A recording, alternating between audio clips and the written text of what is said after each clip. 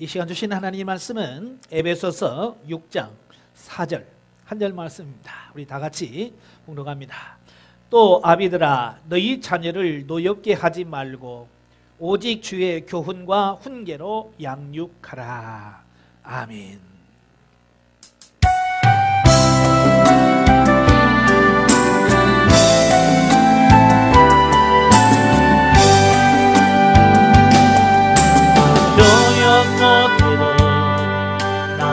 교양하리라 나 고백 못해도 나 고백하리라 나 할 수 없어 나 알아가리라 나 닮지 못해도 나 닮아가리라 나 교양 못해도 나 표현하리라 나 고백 못해도 나 고백하리라 나 할 수 없어 나 알아가리라 나 닮지 못해도 나 닮아가리라 그 사랑 얼마나 아름다운지 그 사랑 하는지 그 사랑 얼마나 즐거운 놀라운지 그 사랑 얼마나 나를 감격하게 하는지. 아멘. 자, 오늘 5월 첫 주입니다. 5월 첫 주는 우리가 어린이 주일로 지키는데요. 해마다 어린이 주일이 되면 이 하나님께서 우리에게 맡기는 영혼들을 어떻게 관리해야 되나, 어떻게 양육하지라는 고민들을 참 많이 할 거예요. 그래서 오늘 말씀 제목이 자녀를 노엽게 하지 말고 그랬어요. 오늘 본문에 보니까 또 아비들아 너희 자녀를 노엽게 하지 말고 오직 주의 교훈과 훈계로 양육하라, 이 말씀을 하셔요. 이 자녀를 양육한다라고 하는 것은 쉽지 않아요. 얼마나 어려운지 모릅니다. 왜냐하면 정말로 내 마음대로 되지 않는 어떤 이런 부분들을 보게 되거든요. 그래서 이 자녀 양육에서는 어떻게 장담할 수 없어요. 성경에 나오는 지혜의 왕이라고 하죠. 솔로몬도 이 자녀 교육 제대로 했을까요? 세상에 많은 사람들이 다 솔로몬의 그 지혜의 말씀을 듣기 위해서 몰려오고, 심지어는 외국의 정상들도 찾아옵니다. 대표적인 예가 스바 여왕이죠. 스바 여왕이 찾아와서 솔로몬의 그 지혜의 말을 듣고 싶어서 온갖 보물을 가지고 다 싸들고 와서 그 지혜를 배우기를 원했어요. 그런 솔로몬도 제대로 자녀 교육했을까요? 네. 제대로 자녀 교육을 했더라고 한다면 그의 아들 느호보암 때에 그런 행동을 하지 않았을 거예요. 또 잘 아는 것처럼 히스기야 왕도 마찬가지죠. 그 다윗 이후에 정말로 하나님 보시기에 정말 합당하고 정말 정직하고 하나님 마음에 쏙 드는 왕이 있다면 히스기야 왕이에요.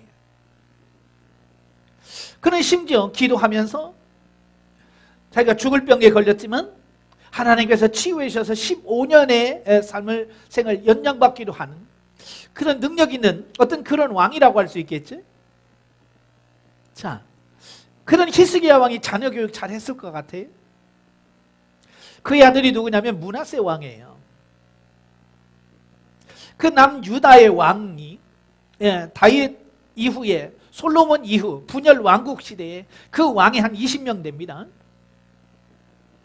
왕 20명의 왕 중에서 가장 악한 왕, 어찌 보면 하나님과 제일 멀리 떨어져서 우상을 숭배하고 백성들로 하여금 죄를 짓도록 만든 왕이 누구냐면 므낫세 왕이에요. 므낫세가 누구라고요? 히스기야의 아들이에요. 참 이걸 보면 아무리 지혜의 왕이라고 해도 자식 마음대로 안 돼. 아무리 경건한 히스기야 왕이라도 자기 자식 문제만큼은 어쩔 수 없었단 그 말이에요. 참 그만큼 어렵다는 거예요. 또 선지자 많은 선지자 중에 대표적인 선지자를 둔다면 우리가 사무엘 선지자를 들 수 있겠죠. 우리가 뭐 사무엘이 어떻게 태어났는지 아시잖아요. 그 어머니 한나가 성전에서 그렇게 눈물로 기도하다가 얻은 아들이 사무엘이에요. 그래서 사무엘은 모든 사람들이 다 인정할 만한 삶을 살아요. 근데 문제는 뭐냐면 그 사무엘이 정말 자녀 교육 제대로 했을까요? 만약에 사무엘이 자녀 교육을 제대로 했더라고 한다면 이스라엘 백성들이 사무엘에게 와서 왕을 세워주소서라는 말을 안 했을 거예요. 그런데 사무엘상 8장에 보면 사무엘의 아들들이 있었는데 사무엘의 아들들이 자기 아버지를 안 닮았다 그 말이에요. 자기 아버지처럼 정직하지 않았어요. 뇌물을 받고요. 잘못 살았어요. 참 그런 걸 보면서 왕도 제대로 안 돼. 또 선지자도 자녀 교육은 어떠할 수 없어요. 또 제사장 중에서 자녀 교육 못해서 심판받은 제사장이 있죠? 예, 사무엘 바로 앞에 제사장이었던 엘리. 엘리 제사장이에요. 그는 사사예요. 제사장입니다. 그의 아들이 범죄하고 타락하죠. 그래서 하나님께서 그의 가정을 불쌍히 여기서 하나님의 사람을 그에게 보내서 그 죄악들을 낱낱이 알려줍니다. 그럼에도 불구하고 엘리가 그 하나님의 사자의 말을 듣고도 자녀 교육을 제대로 안 해요. 그래서 하나님께서는 다시금 어린 소년의 그 사무엘 선지자를 통해서 하나님께서 이렇게 심판하실 거라고 하는 경고의 메시지를 줍니다. 그래도 이 엘리 제사장이 뭐라고 그래요? 하나님이 뜻이니까 이루어질 거다라고 말하면서 자기 자녀들을 불러다 놓고 훈계하지 않습니다. 교육하지 않아요. 그래서 결국 어떻게 됩니까? 블레셋과 전쟁에서 싸움터에 나갔던 두 아들이 죽고 법궤를 빼앗기게 되고 그 소식을 들은 엘리는 목이 불어서 죽습니다. 자, 왜 이런 말을 하냐면 이 자녀 교육에서만큼은 큰 소리 칠 사람이 없다는 얘기예요. 왕도 마음대로 안 돼요. 제사장도 마음대로 안 돼요. 선지자도 마음대로 안 되는 게 뭐냐? 이 자녀란 말이에요. 이 자녀 양육을 그만큼 어렵다라고 하는 거예요. 누가 이렇게 해서 자녀 잘 키웠어요 라고 해도 그것이 우리 가정에서 적용하려면 잘 안 되는 경우가 많이 있거든요. 왜냐하면 내가 살지 않으면서 남의 것 갖다가 적용하려면 안 되는 거예요. 사실 내가 실제로 살면서 그 자녀 교육이 온전히 이루어졌을 때 그게 온전해지는 거지, 내가 살지 못하면서 좋은 이론 갖다 놓는다고 되는 게 아니라는 말이에요. 이런 자녀를 양육하는 부모의 그 마음을 사도 바울이 이해를 하고 자녀 교육을 어떻게 시켜야 되는가라고 하는 말씀을 오늘 본문에서 해주고 계세요. 오늘 본문에 보니까 뭐라고 말하냐면, 또 아비들아, 너희 자녀를 노엽게 하지 말고 주의 교훈과 훈계로 양육하라 라고 이 자녀 교육에 대한 원리 정확하게 말씀해주고 있다라고 하는 거예요. 자, 여기서 아비드라라는 말씀을 합니다. 이 아비드라라고 하는 말은 무슨 말이냐면 자녀를 양육하고 교육하는 주체가 누구냐? 누가 교육을 해야 되느냐? 이거예요. 성경은 누구에게 말합니까? 아비들에게 말합니다. 물론 이 아비라고 하는 것은 자녀를 낳은 그 아버지를 말하죠. 1차적인 자녀 교육의 1차적인 책임은 누구 있느냐? 그 자녀를 낳은 아버지에게 있어. 아버지. 그리고 어머니, 그 다음에 그를 부양하는 어떤 부양 가족이 될 수 있겠죠. 자, 이렇게 자녀를 양육하는 어떤 1차적인 책임이 누구에 있다고요? 아버지에게 있어요. 이 아버지가 그 책임을 져야 돼. 그런데 오늘날 과연 자녀를 낳은 아버지들이 정말 자녀들을 잘 양육하고 있을까? 하나님의 말씀들을 잘 양육하고 있을까라고 하는 부분이에요. 그런데요, 안타깝게도 참 우리나라의 현실을 보면 이 아버지가 자녀 교육 현장에서 직접 뛰는 사람들이 과연 몇 프로나 될까? 아마 거의 없을 거예요. 뭐 몇 안 될 거예요. 네. 아버지들은 뭐냐면 그냥 돈이나 벌어서 자녀들에게 먹을 거, 입을 거 채워 요것만 만족시켜주면 되는 걸로 착각을 하는데 그렇지 않습니다. 그럼 왜 요즘 부모들이 왜 그런 사고를 가졌을까라고 하는 거예요. 그것은요, 우리의 선조, 우리 바로 앞대의 부모들이 그렇게 살았거든요. 정말 어려운 시기에 부모는 뭡니까? 자녀들에게 먹을 거 주고 입을 거 주고 뭐 이러면 부모의 역할을 다 하는 줄 알았어요. 그래서 오직 새벽부터 시작해서 밤 늦은 시간까지 오직 일터에 가서 일하고 돈 벌어서 자식들 먹이고 입힌이라고 정신없었어요. 자녀들에게 가르치고 훈계하는 거요? 전혀 상관하지 못했어요. 심지어 무슨 말이 있습니까? 예. 아이들 잘 때 출근하고 퇴근해서 오면 아이들이 잡니다. 다시 말하면 이 아버지가 자녀를 양육하고 훈계할 수 있는 어떤 시간적인 이런 게 없어요. 기회가 없어요. 자식들이 아버지를 만나서 교육받을 시간적인 여유가 없는 거예요. 이게 현대화되면서 나타난 현상 중에 하나예요. 그런 아버지 밑에서 교육을 받고 태어난 지금 40, 50대 부모들 보면 자기들의 부모에게 충분한 이런 교육과 훈계와 양육을 제대로 받지를 못했어요. 그래서 성장하니까 어때요? 결혼해서 자녀를 낳았잖아요. 자녀를 낳았는데 문제는 뭐냐? 자기가 아버지한테, 부모한테 받은 교육이 없기 때문에 사실 자녀들에게 가르쳐줄 부분이 없는 거지. 그러니까 점점 시간이 흐를수록 아버지가 자녀들에게 교육할 수 있는 어떤 여건들이 전혀 허락되지 않은 어떤 이런 부분들을 보게 됩니다. 더욱이 한 15년, 10년 전부터 이제 갑자기 우리나라에도 이 부부가 같이 일하는 이게 맞벌이라고 하죠. 그래서 맞벌이 부부가 형성이 되어지는 거예요. 그 전에는 아버지는 직장에 나가서 일하고 어머니가 양육하고 이 모든 것을 다 도맡아 했어요. 그나마 좀 낫지요. 왜? 어머니의 사랑이나 받고 어머니의 교육 안에 있으니까. 그런데 지금은 어때요? 예, 엄마 아빠 다 출근합니다. 그러면 이 아이들은 어떻게 합니까? 예, 어린이집에 보냅니다. 유치원에 보냅니다. 학교에 보내요. 학원에 보내요. 부모가 자녀들을 양육하고 훈계하기보다는 이제는 모든 그 부분을 어디다 넘겼어요? 예, 어린이집에다 맡겼어요. 유치원에다 맡겼습니다. 예, 학교에다 다 맡겼어요. 주일날은 어떻게 합니까? 교회에다 맡겨버려요. 부모는 하나도 책임 안 집니다. 부모는 그저 먹여주고 입혀주면 다 되는 걸로 착각을 해요. 점점 어떻게 됩니까? 자녀 교육에 대한 부분이 약해져. 그러다 보니까 어때요?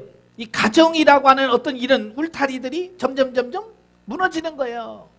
왜 요즘 젊은 애들이 왜 결혼 안 하려고 합니까? 예, 가정의 중요성을 몰라요. 예전에 대가족 제도라든지 이런 부분을 통해서 아버지, 어머니, 형제들이 모여서 서로 교육하고 훈계하는 과정 속에서 가정이라는 게 이런 거구나. 가정이라는 게 소중하구나. 이 자녀라는 게 이렇게 소중하구나. 이걸 배워야 그 아이들이 성장을 해서 결혼을 하고 할 텐데 그런 가정의 중요성을 배우지 못했기 때문에 굳이 결혼해서 가정을 이룰 이유가 없는 거예요. 그들의 판단에서. 왜? 가정을 경험해 본 적이 없거든요. 가정을 이렇게 행복한 가정을 꾸려본 적이 없어요. 어렸을 때 태어나서 보니까 유치원에 있습니다. 좀 정신 차려서 보면 부모들은 바빠요. 학교에 갑니다. 학교 끝나고 학원 돌립니다. 부모에게 교육받고 양육받을 기회가 있습니까? 없지요. 그래서 요즘 젊은 부모들은 그게 너무 안쓰러우니까 어떻게 휴일날이 되면 어떡합니까? 가족과 함께 그래서 들로 산으로 가면서 막 같이 놀아주기만 합니다. 그죠? 미안하니까. 왜? 평소에 못 해주는 거 휴일날 다 합니다. 그리고 뭐라고? 나는 부모의 역할 다 했다라고 말합니다. 과연 그게 애들하고 놀아주는 그걸로 교육이 다 될까? 아니. 부모의 의무 중에 일부만 감당할 뿐이지. 정말 부모가 해야 될 게 뭐냐? 오늘 두 가지로 크게 말씀해 주고 있어요. 오늘 본문에서. 이 부모의 역할 중에서 소극적인 부분이 있고 적극적인 부분이 있어요. 자, 소극적인 부분이 먼저 나오죠. 너희 자녀를 뭐 하지 말라? 노엽게 하지 말라. 이건 자녀를 양육함에 있어서 소극적인 측면에서 부모가 자녀들에게 뭐 한다? 노엽게 하지 마라. 노엽게 하지 마라는 거예요. 자, 여기서 노엽게라는 말이 나오는데요. 파로르 기조라고 하는 말이에요. 자, 이 말은 무슨 말이냐면 노엽도록 책망하지 말라. 그런데 노엽도록 아이들이 화가 나도록 분노 품지 않도록 혈기 내지 않도록 해라 라고 말씀해 주고 있어요. 여러분, 이 자녀들이 부모에게 왜 화를 냅니까? 왜 부모에게 왜 분노합니까? 잘해줘서 그럴까요? 아니에요. 어찌 보면 부모가 그 자녀에게 과도할 정도의 요구, 그러니까 그 아이들이 감당할 수 없는 어떤 그런 부분을 요구했을 때 자녀들이 그 자기의 능력을 초과한 부분들을 요구했을 때 자녀들이 뭐 한다고요? 노여워진다. 그럼 왜 그렇게 자녀들에게 과도한 요구를 할 수밖에 없을까? 그것은 한마디로 말하면 부모의 욕심이죠. 욕심. 부모의 욕심을 가지고 자녀를 양육하기 때문에 과도하게 요구할 수밖에 없는 거예요. 그래서 부모들도 이 자녀들을 양육할 때 그 알아야 될 게 뭐냐면 이 자녀들의 한계를 알아야 돼요. 쉽게 말하면 이런 거예요. 수학적인 재질이 없는, 이게 수학이나든지 이런 데 재질이 없는데 막 그거 갖다 놓고 해라 그러면 거기에 대해서 취미도 없지, 거기에 대해서 잘 안 되는데 막 과도하게 100점 맞아 와 그러면 아이들은 어떻게 거기서 할 수가 없잖아요. 왜? 아이들에게는 그게 다가 아니잖아요. 그게 체질이 아니고 그것도 이게 안 맞잖아요. 그런데 부모들은 그걸 무시하고 아이들에게 과도하게 100점 맞아 와. 바로 그렇게 됐을 때 아이들이 분노하게 되고 노여워질 수 있다 말이에요. 그래서 이 자녀들이 언제 노엽게 되느냐? 첫째 뭐냐? 정도 이상의 엄격한 훈련을 요구했을 때. 다시 말하면 이런 거야. 보통 사람들이 할 수 있는 정도의 훈련을 시키면 할 수 있죠. 그런데 부모의 욕심 때문에 과도하단 말이에요. 그러니까 학원 다니는 거 중요해요. 아이들이 배워야 되죠. 그러나 그 아이의 능력 대비 과도하게 요구하는 거예요. 그래서 아이들이 이 학원 저 학원 돌아다니다 보면 지쳐서 부모하고 대화할 시간도 없습니다. 과연 그게 정답일까라고 하는 부분입니다. 이렇게 과도한 정도 이상의 엄격한 훈련이 자녀를 노엽게 합니다. 두 번째는 비합리적인 요구예요. 비합리적인 요구가 뭐냐면 아이들이 봤을 때 합리적이지 않는 부분들을 요구하는 걸 말합니다. 그러니까 아이들이 봤을 때 도무지 이게 이해가 안 되는데 근데 그걸 부모들이 막 요구한다는 말이에요. 딱 그랬을 때 아이들이 분노한다 그랬어요. 그 다음에 세 번째가 뭐냐? 권위의 남발. 권위의 남용입니다. 하나님께서 부모에게 주어진 아버지라고 하는 권위, 어머니라고 하는 권위, 부모라는 권위를 주셨는데 그 권위를 너무 남발하는 거예요. 남용하는 겁니다. 그 어머니의 아버지의 권위는 뭡니까? 예, 하나님께서 주신 것으로 자녀를 잘 양육하고 훈계하라고 주신 건데 그 권위를 가지고 남용해서 아이를 협박하고 아이를 때리고 폭행하고 하는 하나님께서 주신 그 부모라고 하는 권위를 남용해서 더 많이 사용했을 때 자녀들이 노엽게 될 수 있다라는 것을 말합니다.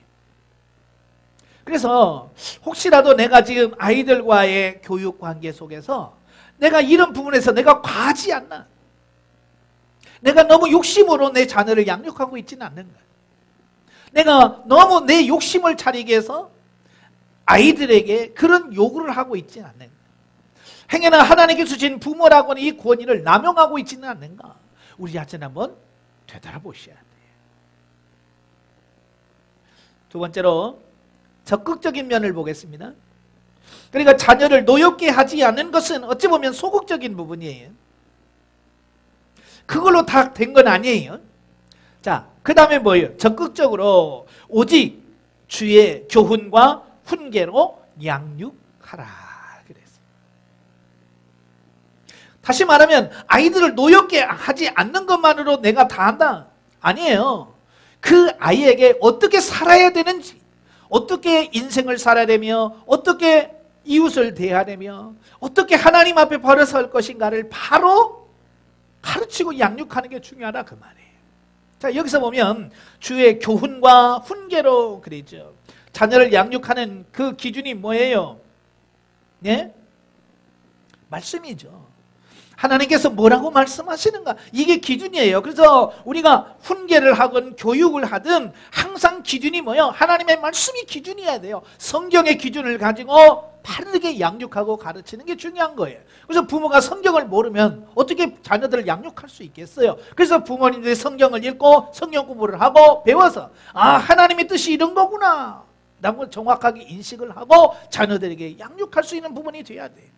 부모가 성경을 모르니까 결국 자녀들을 불러다 놓고 교육한다고 하는 게 뭡니까? 이 세상적인 가치관, 세상 사람들이 하는 그것을 하니까 자녀들에게 먹혀 들어가지 않는 거죠.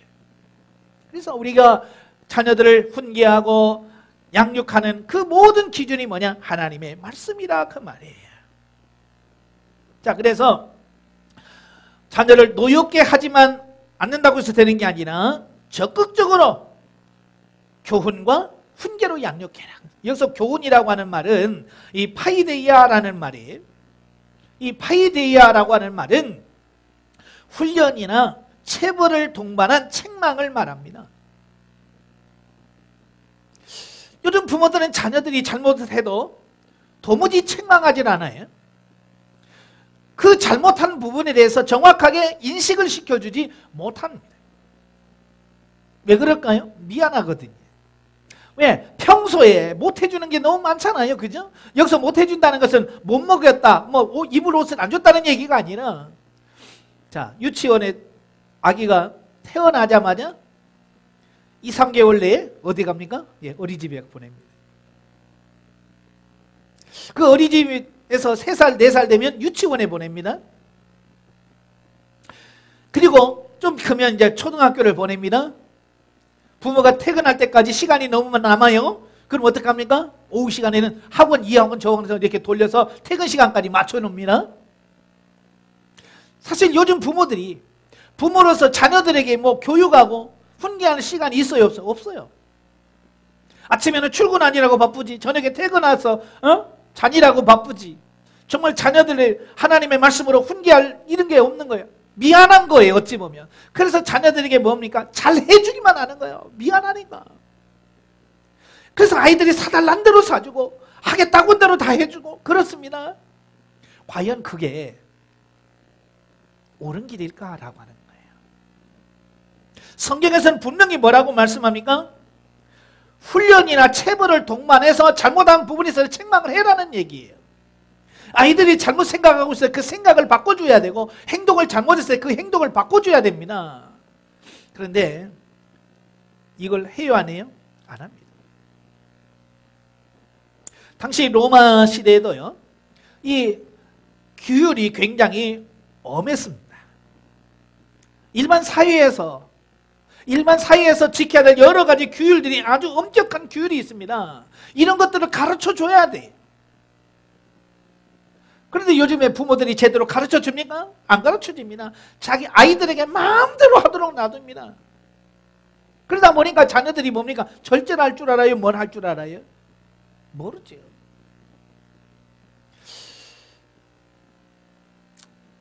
요즘에 그 뉴스를 종종 듣다 보면 그 민식이법이라고 하는 게 있잖아요. 민식이법이라고 하는 것은 뭡니까? 어린이 보호 구역 학교 앞에 거기서 그 아이들을 보호해야 된다는 거죠. 취지는 너무 좋아요. 조심해야 되죠. 그 조심하지 말라는 법이 아니라 문제는 뭐냐면 그 아이들이 신호 지키지 않아요. 무단횡단합니다. 좌우 살피지 않고 그냥 옵니다. 그리고 사고가 나요. 사고 나면 뭐예요? 예, 무조건 운전자에게 당신이 잘못했다. 처벌합니다.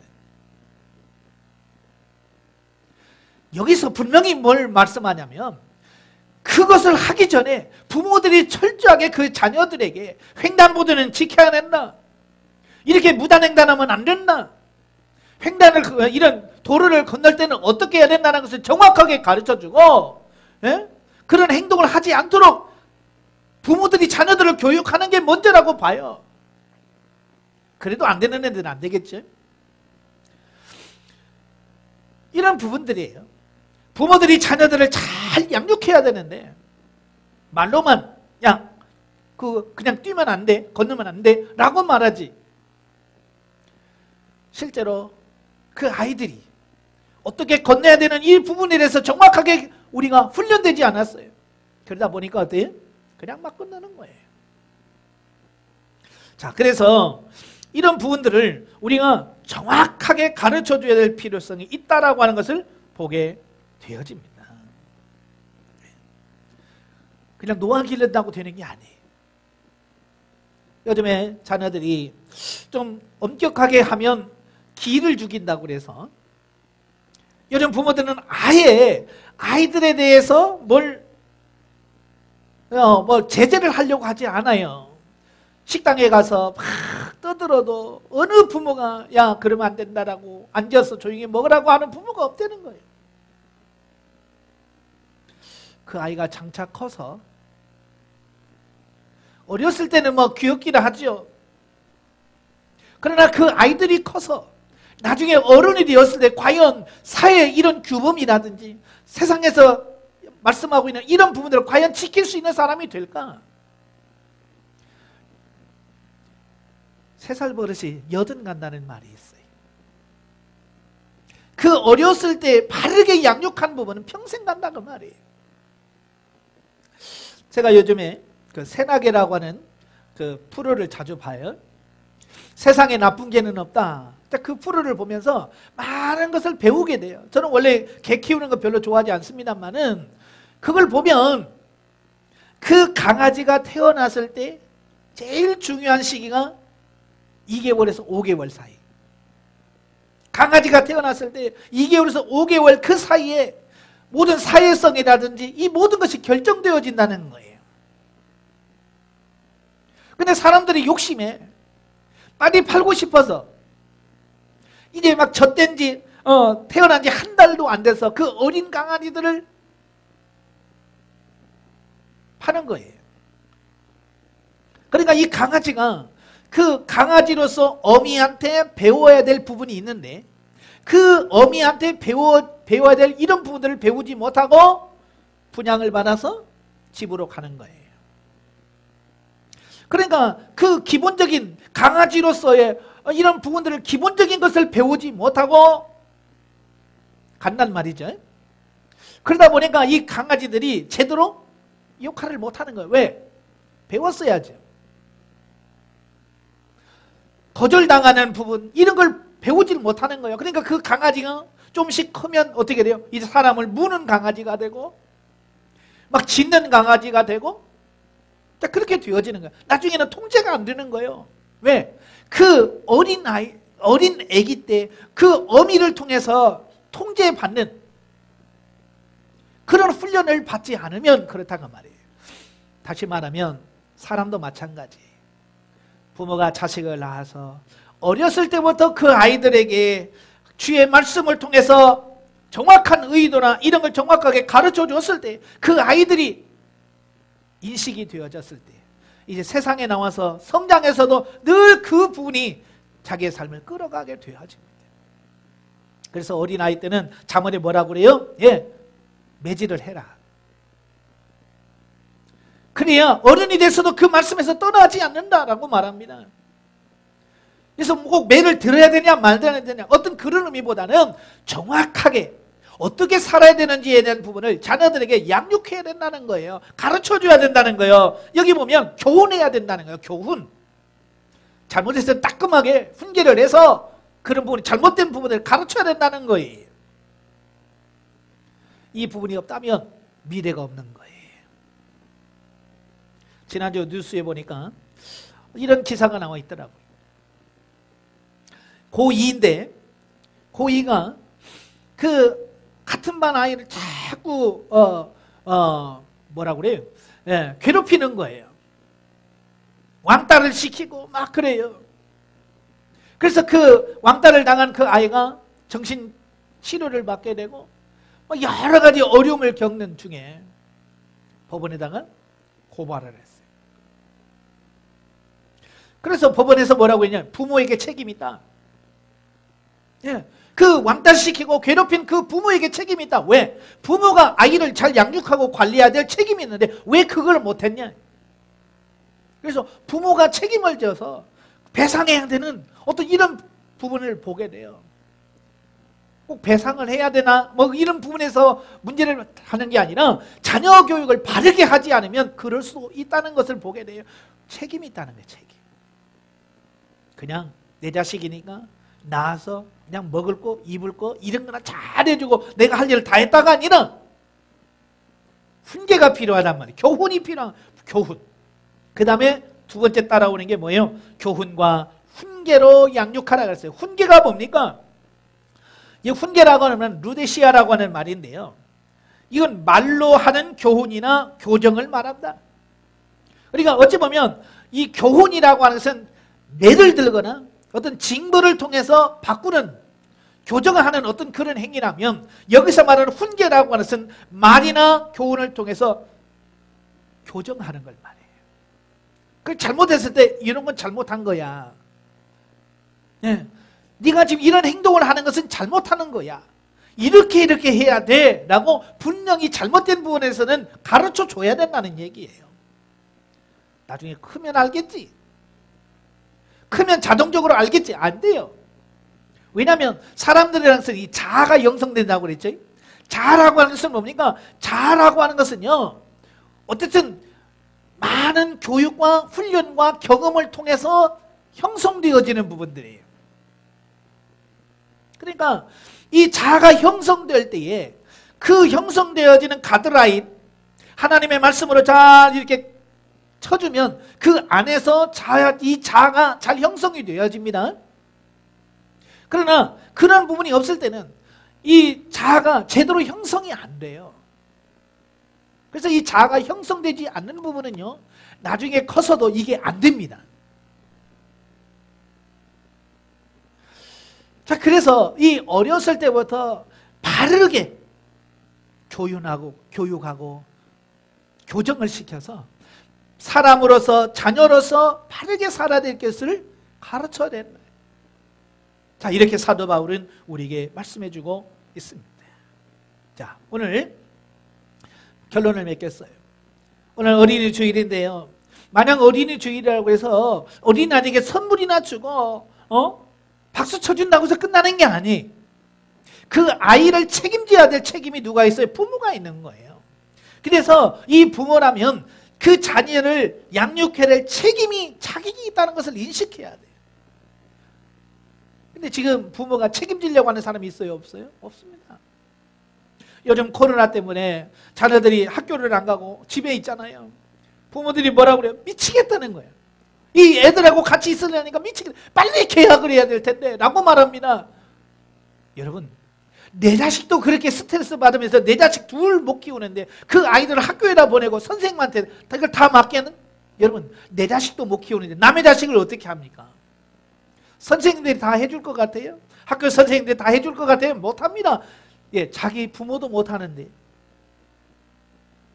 남의 자식을 어떻게 합니까? 못합니다. 부모가 책임을 져야 돼요. 부모가 내 자식은 기도하면서 내가 잘 양육해야 된다라고 하는 어떤 이런 부분을 가지시고 부모가 책임을 지십시오. 교회에서도 보면 부모가 자녀들을 양육하지 않고 교회에서 교사들에게 막 다 떠넘겨버려요. 예. 한계가 있잖아요. 한계. 그래서 부모가 책임을 지고 자녀를 양육해야 된다고 하는 것을 꼭 기억하시길 바라겠고요. 또 한 가지는 뭐냐, 자녀를 노엽게 하지 않으려고 한다면 이 자식을 자기의 소유물로 인식을 하면 안 돼요. 내 거라고 하는. 그러니까 내 거라고 하는 말은 내 마음대로 해도 된다라고 하는 어떤 그런 의식을 갖거든요. 예, 소유라고 생각했을 때. 그런 소유 의식이 아니라 내 자식이 아니라 하나님이 내게 맡겨진 영혼이라고 하는 가치관으로 바꾸고 싶습니다. 네. 그래서 내 것이라고 하는 것보다는 하나님께서 맡겨진 영혼을 통해서 어떻게 하면 이 자식을 하나님의 뜻대로 잘 양육해서 하나님께 돌려드릴까라고 하는 부분에서 고민하면서 어디다 내놔도 부족함이 없을 만큼 키워서 양육해서 내놓을 수 있는 그런 부모가 되어야 된다라고 하는 것을 기억하시기를 바랍니다. 그 중에서 중요한 것은 뭐예요? 예, 부모가 먼저 바꿔야 됩니다. 부모의 가치관이 바뀌어야 돼요. 부모의 생각이 바뀌어야 돼요. 부모의 생각이 바뀌면 자녀들도 바뀌게 되어 있습니다. 부모의 생각은 그대로 있는데 자식들에게 바꾸라고 하면 안 됩니다. 예. 예전에 프로그램에 우리 아이가 달라졌어요 하는 프로그램이 있었잖아요. 예. 거기서 자녀를 교육하는 게 아니잖아요. 그걸 보면 먼저 부모가 바뀌면 부모가 솔루션을 통해서 자기가 바꾸면 자녀도 바뀌어지는 것을 보게 돼요. 세나기에서 보면 그래요. 이 개들도 결국 그 주인이 바뀌면 어떻게 바뀌느냐에 따라서 이 개도 바뀌더라고. 내가 바뀌는 게 뭔지. 부모가 먼저 의식이 바뀌고 사고가 바뀌고 가치관이 바뀌고 삶이 바뀌어야만 자녀들이 그걸 따라올 수 있다는 것을 보게 됩니다. 지금까지 우리가 얼마나 바쁘다는 핑계를 두고 우리가 자녀들 양육하는 데서 한 발 뺐잖아요. 바쁘니까. 아무리 바빠도 부모로서의 책임을 져야 됩니다. 부모로서 해야 될 교훈과 훈계로 양육해야 될 이 사명이, 이 책임이 있다는 사실을 기억하시고 기도하시면서 자녀들을 잘 양육하시는 귀한 부모가 되길 주님으로 축원합니다. 기도하겠습니다. 은혜로우신 아버지 감사합니다. 오늘도 하나님의 귀한 말씀을 들었습니다. 사도 바울을 통해서 우리에게 권면합니다. 아비들아, 자녀를 노엽게 하지 말고 오직 주의 교훈과 훈계로 양육하라고 말씀합니다. 우리가 지금까지 자녀를 낳았지 정말 이 말씀대로 양육하고 훈계하지 못했습니다. 때로는 내 감정에 따라 자녀들을 다룰 때가 많았고요. 세상적인 가치관으로 자녀들을 양육했습니다. 이런 잘못된 가치관들을 주님 용서해 주시고 이제 진리의 말씀을 통해서 우리의 사고와 가치관이 바뀌어서 우리의 가정들이 온전히 저는 역사가 있도록 도와주시며 저들에게 맡겨진 어린 영혼들을 말씀과 진리로 잘 교훈하고 훈계함으로 하나님의 기뻐하시는 자녀로 양육해가는 우리 모두가 될 수 있도록 도와주옵소서. 우리 자녀를 양육하는 부모들에게 지혜를 주옵소서. 명철함을 주시옵소서. 깨달음을 주셔서 부모가 먼저 변화되는 놀라운 은혜가 있도록 도와주시옵소서. 예수님의 이름으로 감사하며 기도합나이다. 아멘.